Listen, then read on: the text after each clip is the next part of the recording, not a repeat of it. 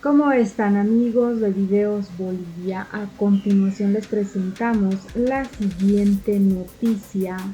Esta es la versión de Evo Morales de lo que fue su renuncia al poder en 2019, como, según Evo Morales, plantea que se fraguó el presunto golpe de Estado. Él anunció que supo que ya estaba en curso un golpe de Estado porque se habría reunido con las Fuerzas Armadas 6 días antes de su renuncia. También manifestó que él tiene moral para hablar de austeridad en el periodo que estuvo al mando del país. Dijo que para él ser presidente era cuestión de patria o muerte, que no estaba en sus planes renunciar, que pensaba quedarse en el palacio a pesar de que ya no contaba con el respaldo de las Fuerzas Armadas. Polémicas declaraciones de Evo Morales de cómo hace el recuento del presunto golpe de Estado. Además, Evo Morales responde a la publicación del periódico El Deber, donde esta publicación menciona lo siguiente: Evo decidió renunciar un día antes de la sugerencia de las Fuerzas Armadas y no menciona la palabra golpe en sus memorias, refiriéndose al libro de Evo Morales que describe su renuncia al poder en Bolivia el año 2019 tras un presunto fraude en las elecciones nacionales en esta gestión que finalmente fueron anuladas. A continuación escuchemos las palabras de Evo Morales, donde también habla de diversos temas, entre ellos Yanine Áñez, la economía del país, el litio y otros temas. Escuchemos y luego continuamos. La política es una ciencia de servicio, de esfuerzo y sacrificio por el pueblo boliviano. Y cuando tiene esa mentalidad, que no llega a ser presidente, gobernador ni alcalde para hacer plata, sino para hacer patria. A ver, cuando juré como presidente, un grupo de la derecha fascista, racista, ¿qué dijeron? Pobre indiecito, que se divierta unos 4, 5, 6, 7 meses. No va a poder gobernar como presidente, pues lo vamos a sacar, se va a ir. El 22 de enero del 2007, cuando de mi informe, basado en los datos económicos producto de la nacionalización, y este grupo, ¿qué dijo? Creo que este indio se va a quedar por mucho tiempo, hay que hacer algo. Y todo el 2007 se prepararon para 3 cosas. 1, revocatorio. 2, golpe de Estado. Y 3, el separatismo. Y aquí quiero que sepan, yo convoqué al mando militar después de las elecciones. Creo que faltan unos 10 días antes, ¿no?, del golpe de Estado. Primeros días de noviembre. Y les dije, ustedes tienen que hacer respetar la Constitución. Es tarea de ustedes. Las Fuerzas Armadas nos dijo, no tenemos balas. Si uno va a comprar balas, ¿para qué meten al pueblo? Y no va a comprar balas contra el pueblo. Por supuesto. Entonces ya tenían preparado y estoy haciendo primeras a un medio de comunicación. Los militares patriotas ahora me informan, faltando 6 días al 10 de noviembre, de la Casa Grande del Pueblo, retiraron armamento. Porque el Colorados, la Policía Militar, tiene su armamento ahí. Y retiraron en ambulancias. Y dijeron, si hay una toma, ustedes no hacen nada, instrucción. El jefe de Casa Militar tenía que informar por qué, por instrucción de quién retiraron el armamento de la Casa Grande del Pueblo. ¿Me sorprende eso? Las Fuerzas Armadas ya estaban en golpe. Faltaron 6 días al 10 de noviembre. Pero la política es una ciencia de servicio, de esfuerzo y sacrificio por el pueblo boliviano. Y cuando tiene esa mentalidad, que no llega a ser presidente, gobernador ni alcalde para hacer plata, sino para hacer patria. Dice, Evo decidió renunciar un día antes de la sugerencia de las Fuerzas Armadas. no menciona la palabra golpe en sus memorias. Esto lo ha publicado El Deber hace algunos días y lo está viendo la audiencia en todo el país. Esto mueve a dudas. Por favor, ¿podría aclararnos este titular? A ver, el día 10... La pregunta que salta, y para nosotros es un gusto enorme de verdad tenerlo después de todo lo que ha sucedido, ¿por qué el movimiento al socialismo, más IPSP, Instrumento por la Soberanía de los Pueblos, es el partido más grande de Bolivia, que ha llevado a que aglutine tanta gente? Y lo decía al principio del programa, hay gente de todos los estratos sociales. ¿Qué ha sucedido? ¿Es por las condiciones en las que vivíamos hasta el 2005, que ha llevado a esa fortaleza que tiene hoy el MAS, pese a todos los avatares que hemos vivido? En un momento yo afirmaba, Iván, que este movimiento político no es un partido, es un instrumento político de la liberación, un movimiento político que representa a los movimientos sociales. Partido quiere decir que es una parte del pueblo, esto no, de todos los sectores sociales. Pero ¿por qué algo único en el mundo? El movimiento campesino indígena originaria, después de ver fundamentalmente las privatizaciones que venían desde arriba y afuera, decidimos construir y gestar un movimiento político. Nos hemos propuesto, también como campesinos e indígenas tenemos derechos políticos. Desde ese punto de vista empezamos a romper con una doctrina norteamericana. ¿Cuál era la doctrina norteamericana? Que los sindicalistas no pueden ser política, la independencia sindical. Su pretexto de pluralismo ideológico, habían dirigentes de la derecha dentro de los movimientos sociales. Dentro del movimiento campesino, ¿qué nos planteamos? Especialmente la única, me acuerdo, en las finales de la década 80, parte del 90, que ¿cómo es posible que nosotros no podemos hacer política? Que hagamos política. Pero también nos preguntamos que el pueblo siempre tenía poder, el poder sindical, el poder comunal, pero con el poder sindical y comunal no podíamos nacionalizar. Uno de los planteamientos de los distintos sectores sociales era justamente la nacionalización. Y otra vez nos preguntamos, ¿de dónde vienen las privatizaciones? Del Fondo Monetario Internacional. ¿Y de dónde vienen las nacionalizaciones? De los movimientos sociales. Entonces nos une dos cosas. Uno, un movimiento político de la liberación, y otro, como decía en mi intervención esta tarde, un programa del pueblo. ¿Cuál es la base de ese programa del pueblo? La política económica. ¿Cuál es la base de la política económica? La nacionalización. Entonces, estamos diciendo recuperar nuestros recursos naturales, pero también los servicios básicos. Cuando hay un movimiento político que garantiza la soberanía de la dignidad, pero no solamente soberanía política, también soberanía económica, y es la nacionalización. Esto nos une a todos y a todos.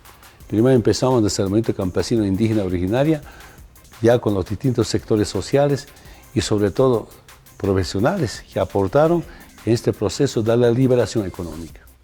Esa es la fortaleza de este movimiento político que garantiza la liberación, pero también el desarrollo económico del país. En todo ese esquema, esa configuración que usted ha señalado no es un partido político, es un instrumento, y al ser un partido tan grande que tiene millones de simpatizantes, millones de militantes en todo el país, hombres, mujeres, jóvenes, ¿cómo se mantiene la unidad en un instrumento de esta naturaleza? Estos últimos días, sobre todo han buscado enemistarlo usted con David Choquehuanca, el vicepresidente, o con Luis Arce en algún momento, tratando de configurar de que hay problemas al interior, de que hay fisuras, de que hay cierta división. ¿Cómo se logra una soldadura que sea preservable por tiempo de unidad entre quienes lideran el movimiento al socialismo y, por supuesto, las bases. No, la derecha, ya desde el primer momento que asumimos el gobierno, intentaron enfrentarnos con Álvaro. ¿Qué decían? El Álvaro iba a dar golpe de Estado. Y recuerdan ustedes, algún tiempo yo inventaba un término, somos como una yunta con Álvaro, un toro blanco y un toro negro. ¿No? Y justo, los dos trabajamos, haramos por bien de Bolivia, un poco para bajar esos comentarios que vienen de la derecha. Y ahora intentan, pero eso no es la primera vez. Yo enfrenté esta situación desde la dirección sindical, ¿no? Alguna gente por debajo intenta desgastar, pero lo usa la derecha. Eso en todo tiempo hubo, inclusive en tiempos de colonia. No es casual que había una malinche por decir. Entonces, es normal, pero aquí mi experiencia, si tú no claudicas en tu posición ideológica, programática, en la política económica, y además de eso profundizando los programas sociales, esto no se cae. Lo más importante es cómo mantener la línea ideológica. Y quiero reiterar nuevamente, hermano Iván, que nosotros solamente hemos recuperado la lucha de nuestros antepasados. Durante la colonia, el movimiento indígena ha amenazado el exterminio, ¿no? La discriminación, el racismo. Y ahí viene la lucha de nuestros antepasados, una lucha contra el colonialismo interno y externo, ¿no? Una lucha contra la invasión europea, contra esas políticas de exterminio, contra nuestra identidad, contra nuestra cultura. Y ahora recogemos eso, y aquí también una experiencia vivida. Si quieres ser revolucionario, no solamente puedes ser solidario, humano, llamado progresista. Si no eres antiimperialista, no eres revolucionario. En tiempos difíciles, como el año pasado, por ejemplo, o en tiempos de injusticia, si alguien se queda en el medio, si soy independiente, soy neutral, siempre ese hermano o esa hermana está en el lado opresor. Entonces, cuando hay una línea ideológica que se respeta, pues todos estamos unidos, con el compañero Lucho, con el compañero David y los movimientos sociales. No faltarán siempre, ¿no?, que algunos pueden usar a algún compañero. Por ejemplo, ahora estamos viviendo, que son otros tiempos de la derecha, creo que es sino es una línea política que viene de Estados Unidos. ¿Cómo dividirnos? Por ejemplo, en Pando, nuestro alcalde es candidato por otro partido, tercer sistema, lo que dicen ni izquierda ni derecha. Con esa división, cuando nos roba un hermano, nos quita 5 o 10%, y sobre eso toda la derecha se suma. Y en vez de ganar en primera vuelta, ganamos, pero no en primera vuelta, ahora en segunda vuelta. Otro ejemplo, Chuquisaca. El hermano también Condori nos proclama como presidente, y el vicepresidente, a mí el Álvaro, con punchos de tarabuqueños, ahí están las imágenes. Y por algún resentimiento interno, la derecha se lo lleva, se lo usa, y trata de confundir a los hermanos, algunos hermanos de base que no están bien informados, porque con tanto trabajo a veces uno no siempre está informado. Y toda la derecha se suma, ¿no?, quitando algunos porcentajes de nuestra militancia. Eso no solamente es nacional, sino también es de carácter internacional. Ahí tenemos Jaco Pérez, por ejemplo, en Ecuador. Pero identificando y teniendo buena lectura política, igual nos organizamos, igual nos preparamos para derrotar. Además de eso, no es la primera vez esto. ¿Recuerdan con nuestros fundadores del MAS? Alejo Vélez ha sido nuestro primer candidato a la presidencia. 97. Y el 2002, Alejo Vélez, candidato a diputado por la Nueva Fuerza Republicana. Y decir de manera muy sincera, pobre hermano Alejo Vélez, ni tiene pisada la Federación Única de Campesinos, porque traicionó. Para la próxima gestión, 2009-10, Román Álvarez, igual se va. A mí me duele, mis hermanos, con ellos caminamos con mucho esfuerzo, fundamos el instrumento político, se va por ambición personal y después pierde toda la autoridad. También poder comentar algunos citadinos. Pero también tenemos algunas dificultades. Algunos hermanos o hermanas dicen, no a la clase media. Si aquí es tan importante la clase media. A veces a mí me dicen, soy invitadito de Evo. Yo siempre trato de integrar otros sectores sociales.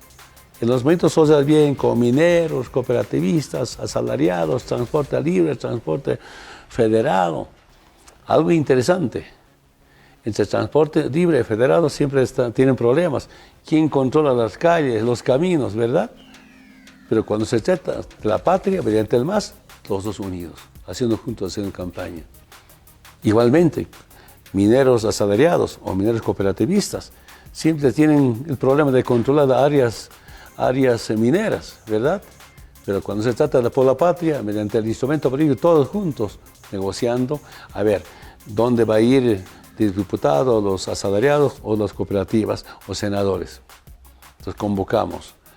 Y debo pedir disculpas a nombre de algunos compañeros que dicen, no a la clase media, por culpa de la clase media, un golpe de Estado. Pues así todos nos juntamos. Y hay personalidades, no solamente en las áreas urbanas, también en área rural. Y yo convoco y consulto a los compañeros, sí, buen compañero, bienvenido. Te pongo un ejemplo, doña Ana María Campero, que en paz descanse. Yo invité, como candidata a primera senadora, comuniqué a los dirigentes del MAS, al Movimiento Social de la Paz, encantado. Y ese año ganamos los 4 unidades de la ciudad, sin el movimiento Sin Miedo. El movimiento Sin Miedo hace la alianza con nosotros desde 2002 hasta 2009, pero ahora me doy cuenta solamente nos usó para cuidar su sigla. Y cuando se ha ido solos, ha perdido su sigla. Nosotros seguimos ganando los 4 uninominales de la Ciudad de La Paz. En el campo ni qué decir. Ese es el aporte de esas personalidades. Es importante reconocer el trabajo, la lucha de algunas personalidades, tanto de las áreas rurales como también de las ciudades. Esa es la fortaleza. Pero si ahí saltamos a los partidos de izquierda, también hemos unido a los partidos de izquierda. Cuando llegamos al gobierno, habían 3 o 4 partidos de izquierda con legalidad. Partido Comunista, Partido Socialista, había el Eje Pachacute, por ejemplo. Claro, yo entiendo, algunos de ellos eran tan sectarios, y el sectarismo no es bueno en mi forma de pensar y en mi experiencia de lucha electoral, ¿no? Sería largo comentarles. Y digo, vénganse compañeros, nos juntemos. ¿Quieres que te cuente algo? El 2002, cuando por primera vez fui candidato a la presidencia, a mí me pidieron, hay que unirse con el Partido Comunista y con el Partido Socialista. Hablé con el Partido Comunista. Uno de sus dirigentes, ¿quién me plantea primero? Después de las elecciones, ¿cómo vamos a dividirnos la plata del Estado? Porque el Estado va a plata. Yo rechacé, me enojé. Eso no hago yo.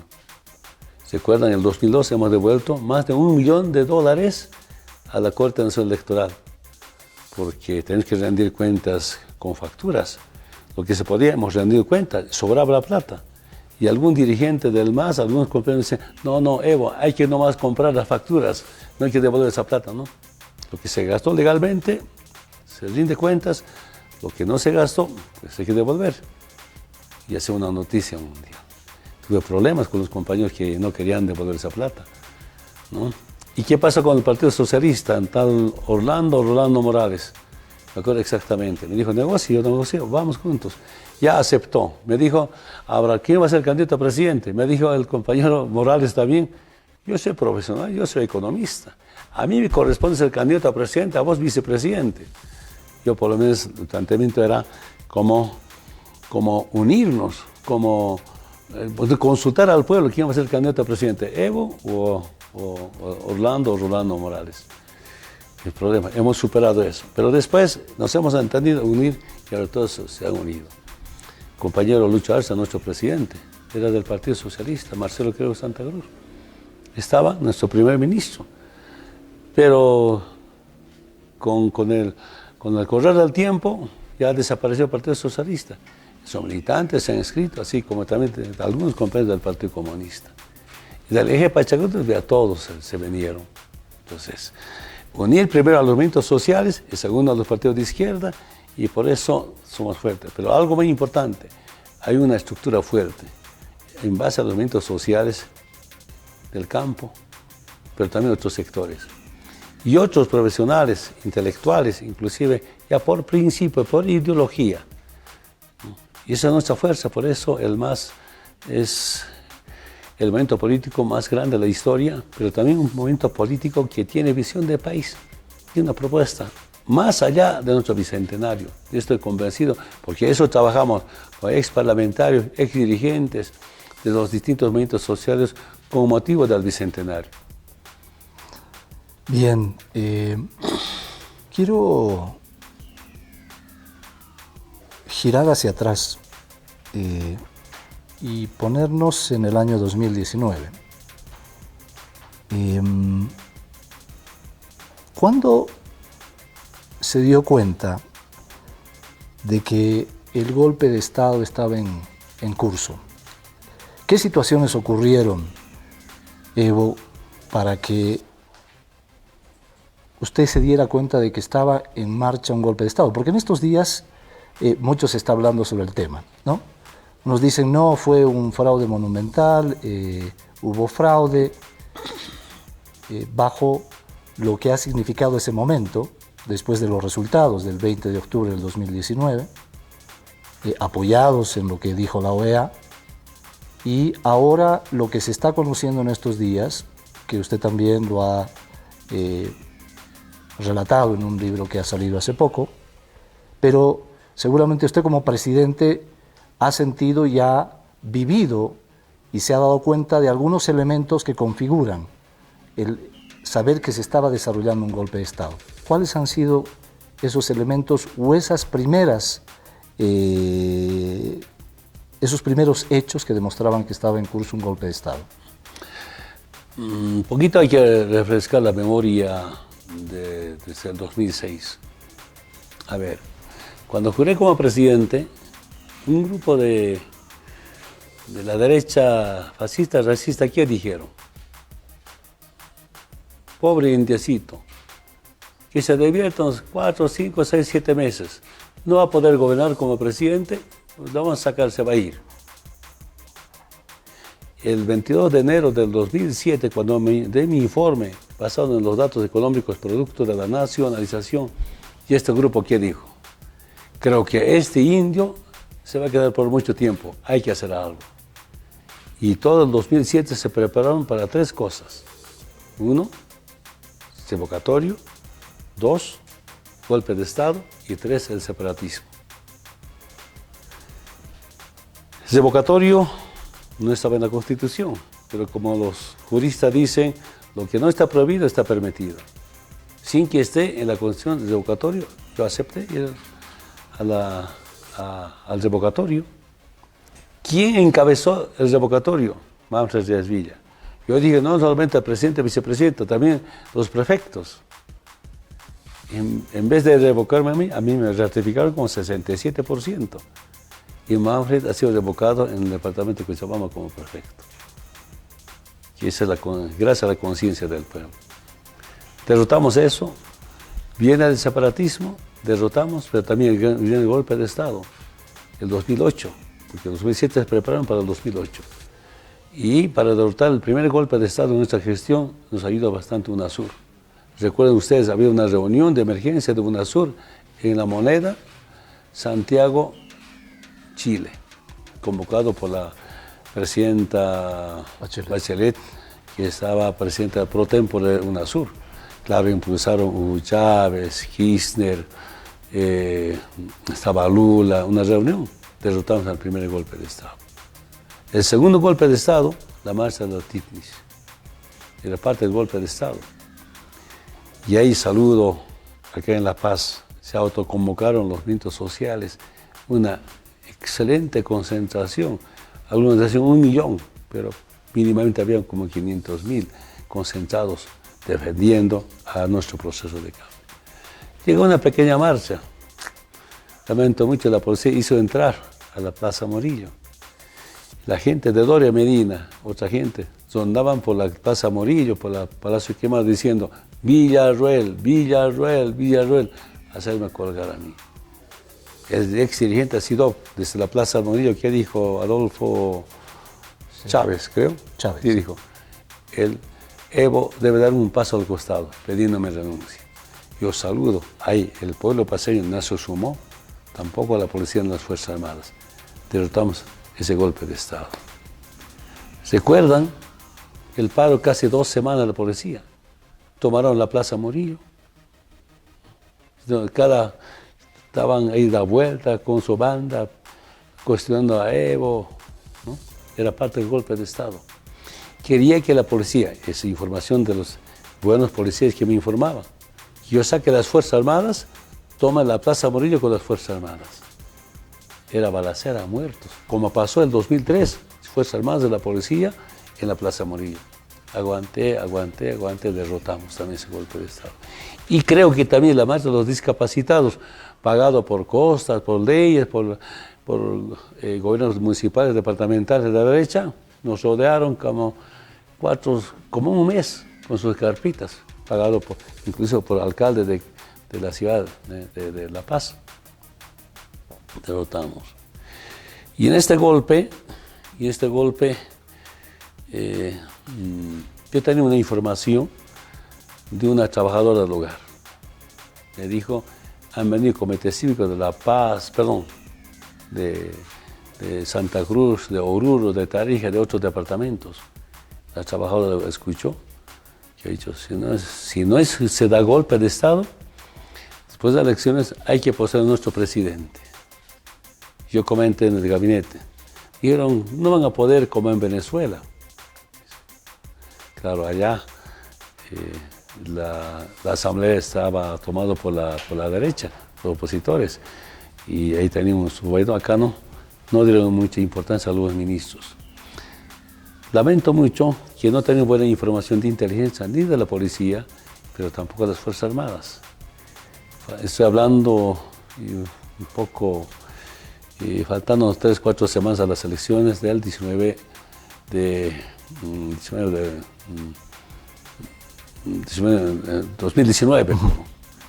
Entonces, bueno, pero cuando ya nos damos cuenta que era el golpe de Estado, era mucha confianza. Como hemos derrotado tantos golpes, esto más hay que aguantar, vamos a derrotar. Y ahí vienen las Fuerzas Armadas de la policía.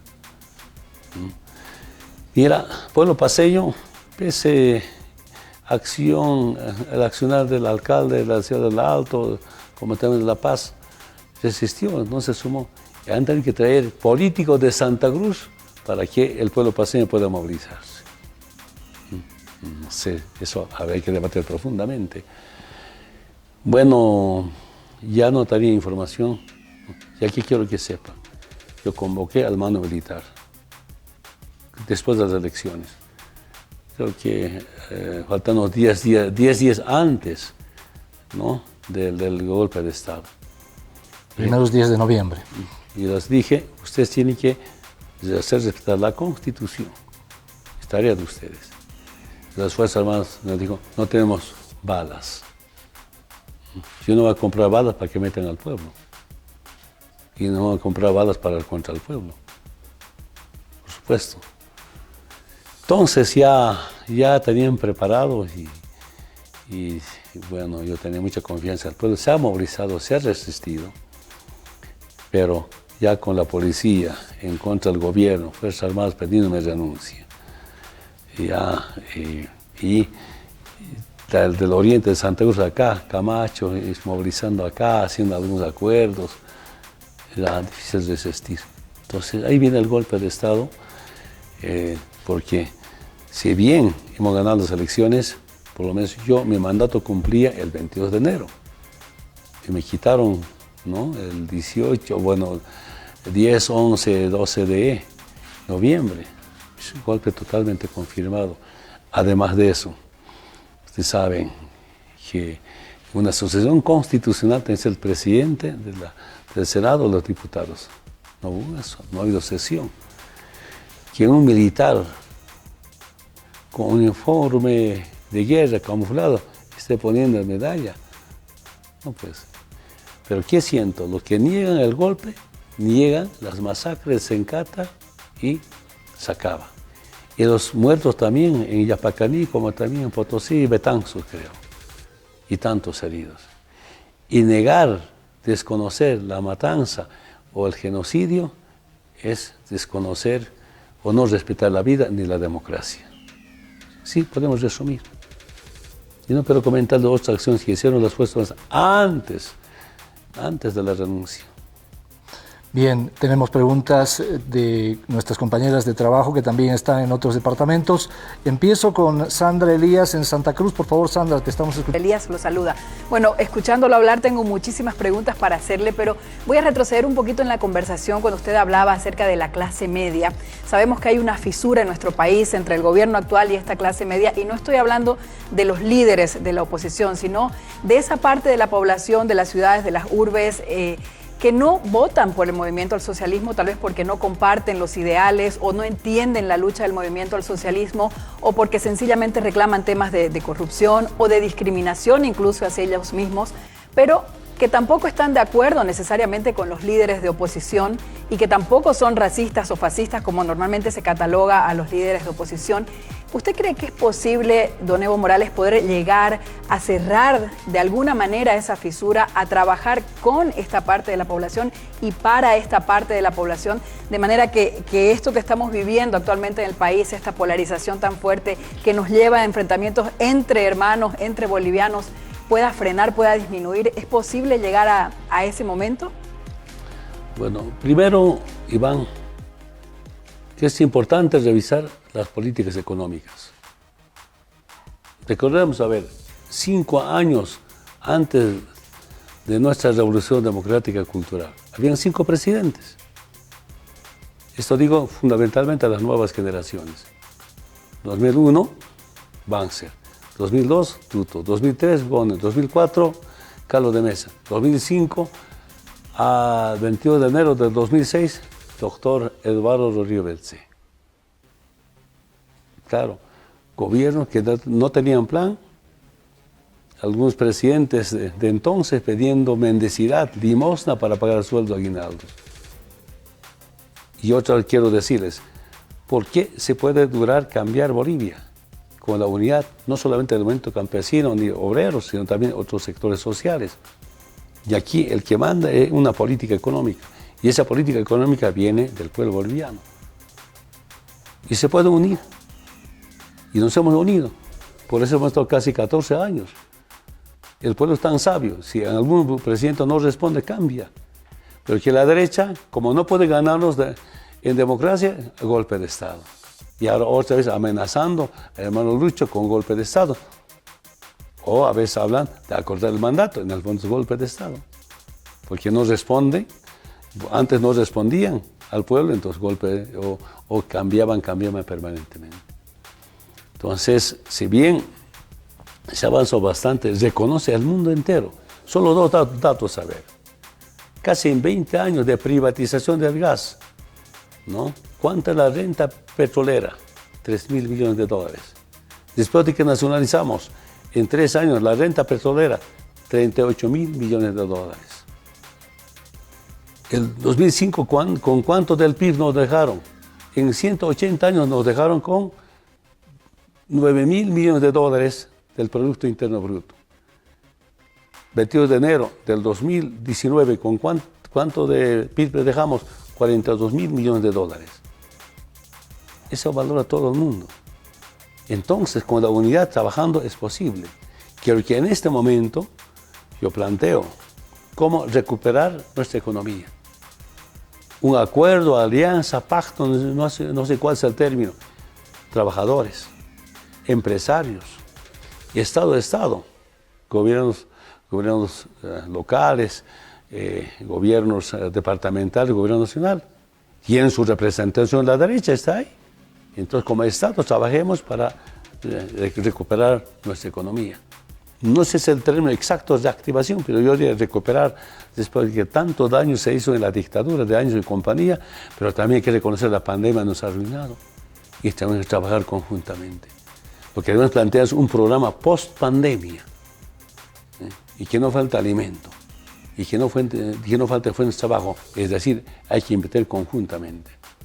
Me he pedido, ¿no?, a las nuevas autoridades de gobiernos departamentales, como también gobiernos municipales, ciudades en especial o ciudades intermedias, debe haber una política de austeridad. Y con esa plata, ¿cómo atender la demanda que tienen? Ya planteamos hace mes como Dirección Nacional del MAS y PCP. Y tengo mucha moral y autoridad de hablar de austeridad. Y otra vez para refrescar la memoria. Cuando llega al gobierno como presidente, el presidente ganaba como 40.000 bolivianos, más gastos reservados, más gastos de representación, ¿no? Yo bajé de casi 40.000 a 15.000 bolivianos. Por unos 8 meses, sin incremento. 0 de gastos reservados, 0 de gastos de representación. Y con esa plata, pues, cómo ayudar o cómo crear ítems, por ejemplo. Entonces, todas las autoridades del Estado tienen que tener menos que el Evo Morales. Entonces, se echó más platito para enfrentar. Creo que son políticas que han implementado. Este también nos ha unido a todos los bolivianos, porque estoy convencido que la política es una ciencia de servicio, de esfuerzo y sacrificio por el pueblo boliviano. Y cuando tiene esa mentalidad, que no llegas al presidente, gobernador ni alcalde para hacer plata, sino para hacer patria. Y tenemos resultados. Entonces, eso nos debe unir a todos y a todos. En este momento, estamos en un momento muy difícil, lamento mucho económicamente, por las dos cosas que mencioné. Creo que es importante un acuerdo nacional, pero con políticas claras. Acompañar, por supuesto, al sector privado, pero fundamentalmente invertir en el sector de los trabajadores, que no falte comida. A mí me da miedo que de acá a poco tiempo falte comida y que nuestro gobierno, Lucho Arce, su gabinete, David Choquebán, que esté importando comida chatarra. Y hay que hacer alguna inversión, algún crédito,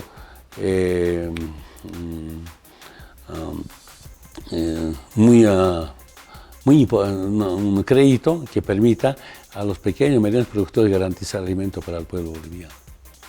Bien, si me permite, producción, poner en pantalla un titular a propósito del tema del golpe, porque genera cierta confusión algunos titulares que se presentan. No sé si lo tenemos listo, producción, por favor, para ponerlo. Si lo podemos poner ya en pantalla. Dice: Evo decidió renunciar un día antes de la sugerencia de las Fuerzas Armadas. No menciona la palabra golpe en sus memorias. Esto lo ha publicado El Deber hace algunos días y lo está viendo la audiencia en todo el país. Esto mueve a dudas. Por favor, ¿podría aclararnos este titular? A ver, el día 8 de la noche, la policía oficialmente, institucionalmente comunica que están amotinados. 8 de noviembre. 8 de noviembre. Yo estaba en la casa de Grande del Pueblo. Y yo dije: no va a salir, para mí es patria o muerte.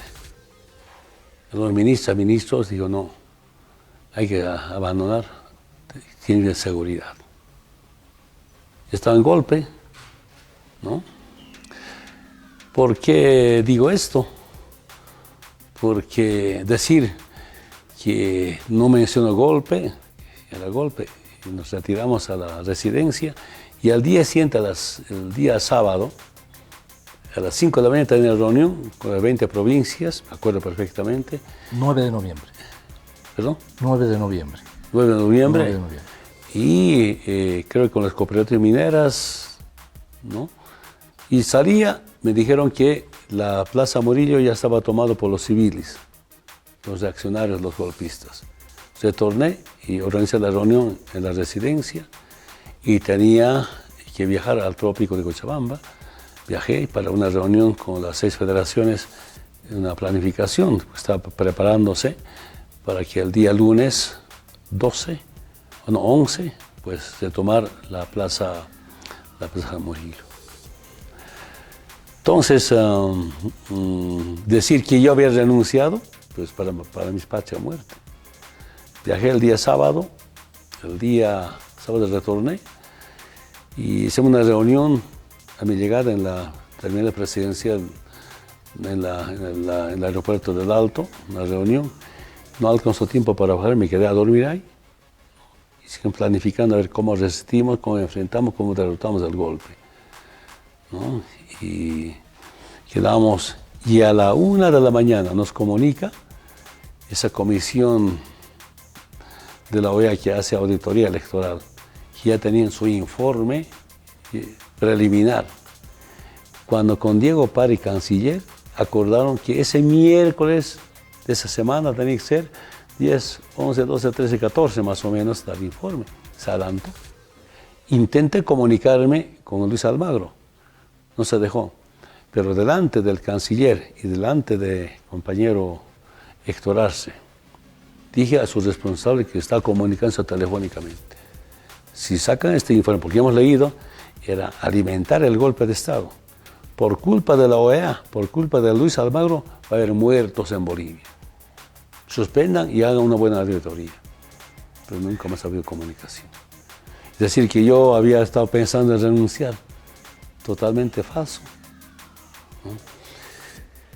Pero lo que más causa reacción en ese titular es que yo había decidido antes, nada.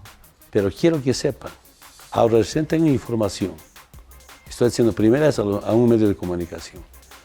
Los militares patriotas ahora me informan, faltando 6 días al 10 de noviembre, de la Casa Grande del Pueblo, retiraron armamento. Porque el Colorados, la Policía Militar, tiene su armamento ahí. Y retiraron en ambulancias.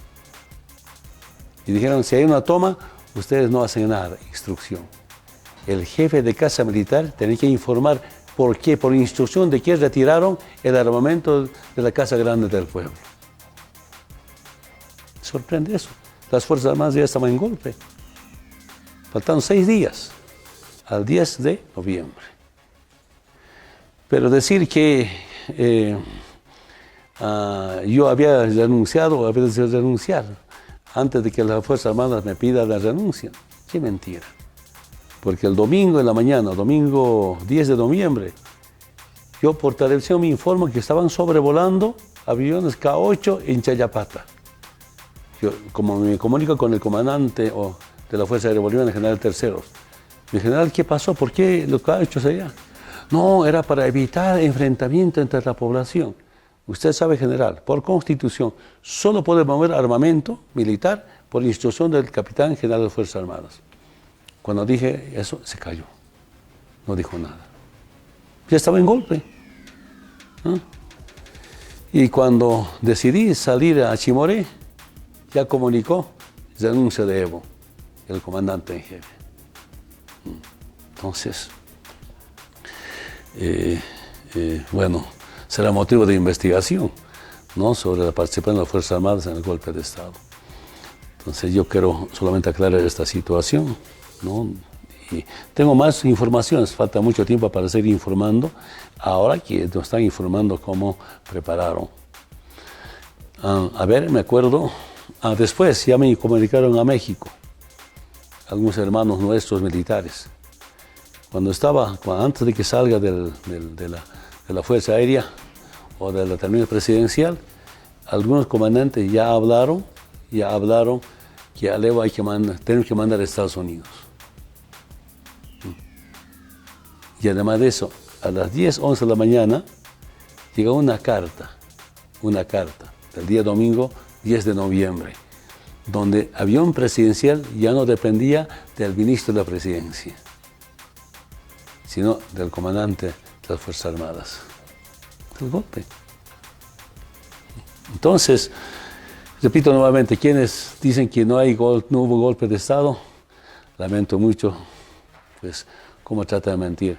El periódico El Deber, en vez de que sea un periódico, debe convertirse en un partido político, respetado, Yo pediría al Tribunal Supremo Electoral que reconozca como un partido político y no use ese medio de comunicación, solo mentir, mentir. El programa de la derecha que es solo mentir, mentir, mentir. ¿Qué programa tiene? ¿Qué garantiza? ¿Qué proyecto tiene? ¿Qué visión de país tiene? Ningún partido de la derecha tiene. Quisiéramos debatir con cualquier de ellos que nos diga, a ver, a 2025, a 2030, ¿qué planes tiene sobre los recursos naturales? Yo sigo convencido. Después de la nacionalización viene la industrialización. Y aquí tenemos que impulsar la industrialización, porque la única forma de seguir garantizando el crecimiento económico es con la sustitución a la importación mediante la industrialización. Aquí recordemos, compañero Iván, el golpe es al litio. Y empieza ahora la guerra del litio. El dueño de Tesla, congresista de Estados Unidos, ahora recién en Inglaterra se sumaron al golpe todo por el litio. Y aprovecho esta oportunidad del pueblo boliviano. No dejemos que nos quiten el litio. Nosotros como Estado tenemos el valor agregado del litio. Y recuerdo muy bien, una vez el hermano Álvaro García, cuando ya estamos planificando la industria del litio, la industrialización del litio, ¿qué dijo? Terminando la industria del litio, la industrialización del litio, nosotros vamos a decidir el precio del litio para el mundo. Llegar a eso está en nuestras manos. Eso es con la unidad. Eso es haciendo patria, pensando a que después de tanto saqueo desde la fundación de la República a nuestros recursos naturales, como ahora podemos dar el valor agregado a nuestros recursos naturales. Las nuevas generaciones deben saber, los países industrializados o llamados desarrollados solo nos quieren para que nosotros garanticemos materia prima y no quieren que nosotros demos el valor agregado a nuestros recursos naturales.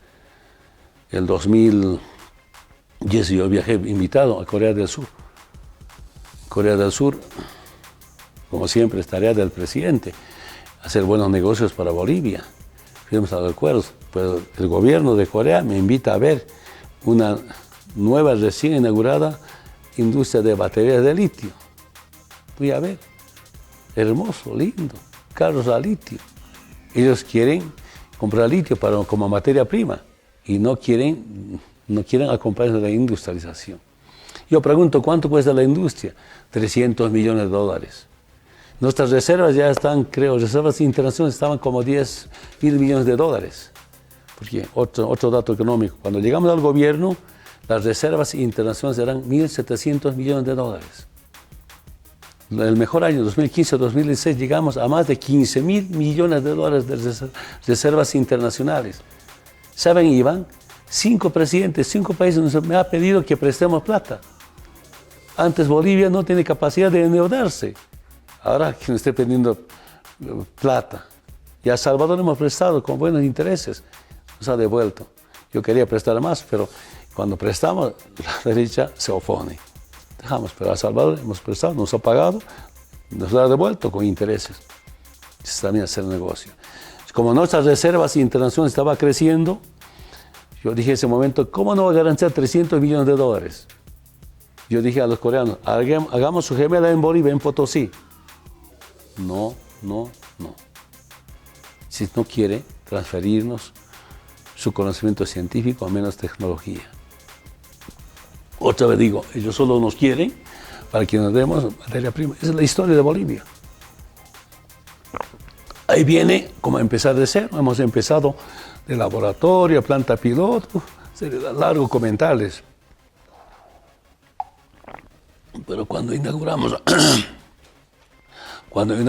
el 2018, en septiembre, la primera industria de cloruro de potasio. A diciembre hemos vendido 15.000 toneladas de cloruro de potasio a Brasil. Tenemos un lindo plan, se ha paralizado con el golpe de Estado. Bien, presidente. Vamos a irnos a Cochabamba. Alejandra Quiroga está también para preguntar desde la Yacta. Quiroga los saluda desde Cochabamba. Muchos opositores, gente de la derecha, pensó en algún momento que sin Evo Morales el MAS no iba a volver a ganar en las elecciones y los resultados democráticamente fueron otros y fueron la sorpresa para muchos.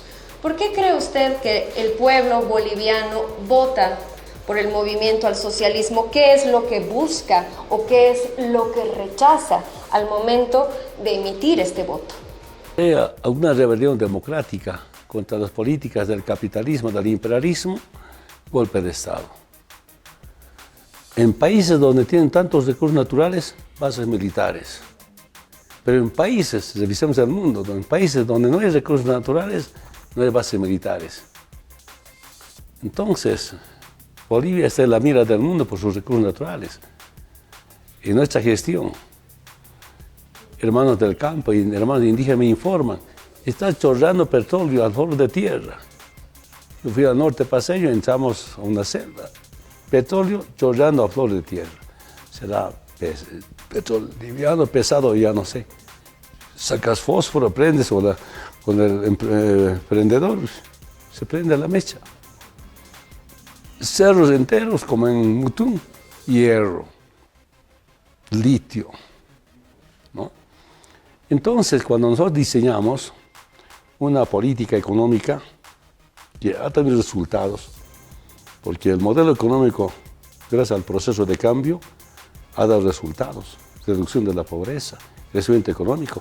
De los 13 años cumplidos, 6 años Bolivia primero en crecimiento económico de Sudamérica. Díganme, desde la fundación de la República, ¿cuándo ha habido eso? Nunca. Ni en tiempos de Andrés Santa Cruz que la humana. ¿No? Entonces, ¿por qué? Que el plan del imperio era proscribir al MAS. A mí, miembros del Tribunal Supremo Electoral se me quejaron. Tenemos presión interna y externa para eliminar al MAS. Eso era. Pero después de que ya estaba en México, segunda o tercera semana de encuestas, el MAS, sin candidato a presidente, seguía primero. Y eso es por los resultados que hemos tenido casi en 14 años de gestión. Por eso seguimos ganando. La semana pasada, no sé en qué departamento estaba, qué decían los alcaldes. Nosotros hemos ganado las elecciones haciendo campaña con las obras de los 13, 14 años de gestión. Sí, repito, nuevamente, hay un programa del pueblo, hay un proyecto político, eso es lo más importante. Entonces, con esos resultados, el pueblo es tan sabio y sigue, ganamos las elecciones. Por eso, nuevamente quiero reafirmar, desde el 2002 ganamos todas las elecciones. Y mientras seamos responsables con nuestra ideología, ¿no? La liberación política y económica, también con nuestro proyecto económico, y profundizando fundamentalmente en los programas sociales, este proceso es por mucho tiempo. Y solo quiero recomendar a militantes, simpatizantes, fundamentalmente a las nuevas generaciones, cómo cuidar nuestro instrumento político, cuidando las tres cosas. Bien, en estos 2 minutitos que me quedan, por favor, ¿qué hacer con la Organización de Estados Americanos, sobre todo con el secretario general Luis Almagro, a quien no solamente de Bolivia, sino de otros países también, se acusa de interferir en los asuntos internos? Recientemente el secretario de Estado norteamericano se ha pronunciado sobre Bolivia, hace poco nomás, señalando que deberían liberar a la señora Áñez y que en Bolivia no estamos viviendo un Estado democrático. ¿Cuál es su criterio? Mira, quiero pedir disculpas a un municipio cercano a casa, al salir, ¿cómo se llama? El municipio, ayer había una concentración. ¿Palca? No. ¿Achocalla? ¿Cómo? Achocalla. El acto no pude llegar porque tenía un compromiso con los ex canciller de Sudamérica y nuestros amigos. Y duró la conferencia virtual como 2 horas, de Brasil, desde Paraguay, desde Argentina, desde México, bueno, casi entre todos los países de Sudamérica. Y ahí se espalda a Bolivia frente a las amenazas nuevamente del golpe. Y segundo, rechaza esa intromisión de Estados Unidos, de querer liberar, no, de pedir la liberación de la Áñez. Eso es un tema de justicia. El pueblo, ¿qué pide? Justicia, justicia, justicia. y con seguridad la justicia boliviana tiene que ser justicia. Yo estoy convencido de eso. Imagínense, yo estoy casi segurísimo, si la justicia hubiera detenido en diciembre a los golpistas, Camacho no hubiera sido gobernador y otras autoridades. Ahí están los golpistas. Entiendo perfectamente, tal vez algunos tienen cierto acuerdo, alianza, pero el pueblo quiere justicia y algunas movilizaciones tan espontáneas es pidiendo justicia. Sobre Almagro, también conversé, planteé, y está también en la agenda, debe estar en la agenda nacional, debe estar en la agenda internacional, cómo juzgarlo, Almagro y su grupo de la OEA. No solamente para defender la democracia en Bolivia, sino en toda América Latina. Porque Almagro y compañía es una amenaza a las democracias de toda América Latina. Claro, para los gobiernos progresistas, para los gobiernos antiimperialistas, no solamente en Bolivia, ¿no? Ahora doy razón, ¿por qué Cuba, Venezuela se retira de la OEA? OEA, en vez de estar con el pueblo, está con el imperio. Y debemos tener bien claro esta situación. Y ojalá, organismos internacionales, pero también nuestra obligación de cómo aportar para que sean juzgados, en dónde, cómo, pero repito nuevamente, todo por defender las democracias en América Latina. Evo Morales Ayma, presidente del MAS y PSP, nos ha acompañado esta noche. Las despedidas también de nuestras compañeras allá en Cochabamba y en Santa Cruz, por favor. Primero Sandra, luego Alejandra. Saludo para el señor Evo Morales y bueno, ha sido un gusto tenerlo esta noche con nosotros acá en Primer Plano. Alejandra. Igual me despido, muchísimas gracias por su tiempo y por este contacto, señor Evo Morales. Un saludo desde Cochabamba. Su mensaje final y gracias por acompañarnos. Muchas gracias. Desde el primer momento yo rechacé señor. Yo no me siento señor, me siento hermano, compañero, amigo. También en mi gestión hemos eliminado el tema excelentísimo presidente. No comparto con eso, pero no son nuestras diferencias, creo que es importante corregir. Para la próxima, compañero, hermano, que son una familia, la familia boliviana. Iván, muchas gracias por esta entrevista. Esperamos seguir teniendo contacto para bien nuestra querida Bolivia. Algunas reflexiones, algunas recomendaciones, aportar mi lucha sindical a las nuevas generaciones, pero también la gestión pública para bien de nuestra querida Bolivia. Muchas gracias. Que no sea la primera ni la última de este 2021. Eso un gusto de verdad tenerlo. Eso lo pido a usted, compañero. Un gusto tenerlo. Esas fueron las palabras de Evo Morales, quien ratifica que para él era patria o muerte quedarse en el poder en Bolivia en 2019, que según Evo Morales no estaban en sus planes renunciar al poder en 2019. Además a ello se suma que Evo Morales ratifica que hubo golpe de Estado y no así fraude en las elecciones anuladas del 2019. Anunció que él supo que estaba en curso un golpe de Estado porque se reunió 6 días antes de su renuncia con las Fuerzas Armadas y era evidente que estaba en marcha un golpe de Estado, manifestó Evo Morales. También dijo que hubo una mala acción por parte de la OEA y que ahora entiende que otros países se hayan desvinculado de la OEA. Evo Morales dice que tiene toda la moral para hablar de política de austeridad en el periodo que estuvo a la cabeza del país, que incluso Bolivia hacía préstamos económicos a otros países. Y también dijo que era recomendable que reconozcan al periódico El Deber como un partido político que se dedica a mentir. Al respecto de la situación de Yanine Áñez, Evo Morales dijo que era importante exigir justicia por los hechos de Sacaba y Sencata y por el presunto golpe de Estado. ¿Qué opinan ustedes al respecto de las polémicas declaraciones de Evo Morales que no terminan concordando con su renuncia, sus relatos en México, el libro que sacó posteriormente y ahora estas declaraciones. Al parecer hay muchas mentiras o incoherencias en las declaraciones del expresidente de Bolivia, Evo Morales. ¿Qué opinan ustedes?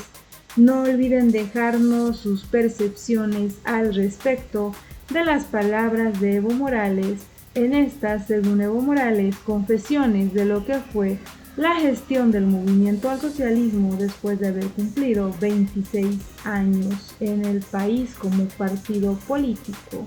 ¿Qué opinan ustedes? No olviden dejarnos sus percepciones. Evo Morales estuvo en una entrevista en el canal estatal donde le hicieron varios cuestionamientos. Evo Morales decidió responder a preguntas vinculadas al presunto golpe de Estado, ratificando el argumento que sostiene Luis Arce Catacora, el presidente de Bolivia. No olviden dejarnos sus percepciones. ¿Ustedes creen que Evo Morales en esta entrevista manifiesta verdades o son simplemente más mentiras que terminan ratificando los hechos del 2019 como un fraude en las elecciones nacionales?